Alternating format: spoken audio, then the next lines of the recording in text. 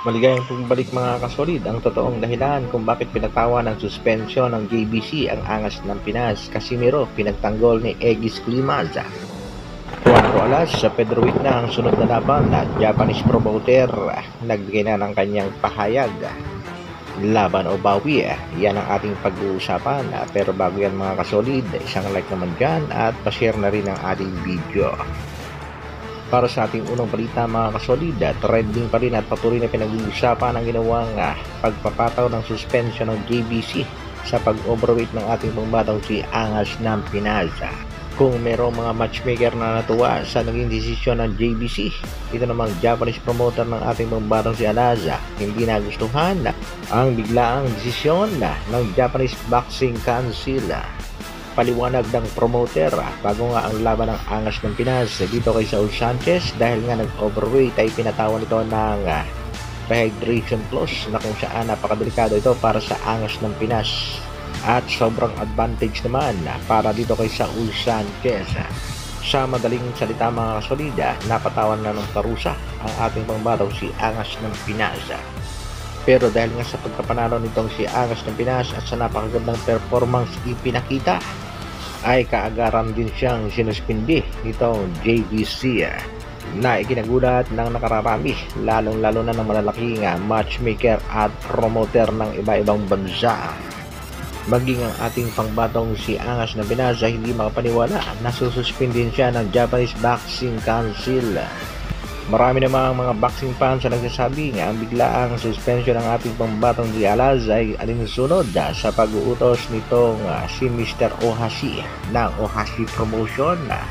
Nasaksihan kasi ni Ohashi ang naging laban ni Alaz at natatakot siya para sa kanyang alagang si The Monster Naoya Inoue.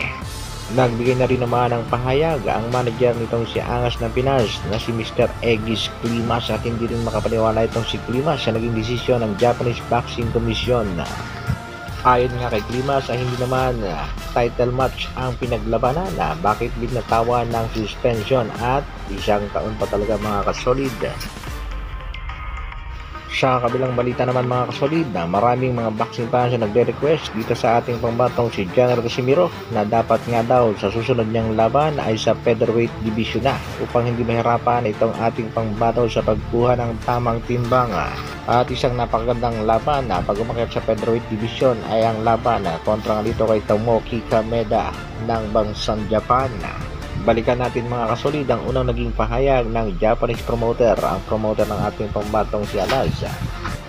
Despite being disappointed by General Casimiro's failure to make weight, he still praised Casimiro's power and speed following his first round knockout win against Saul Sanchez. Ang left hook nga daw ni Casimiro ang isang matinding threat para dito kay Naoya Inoue.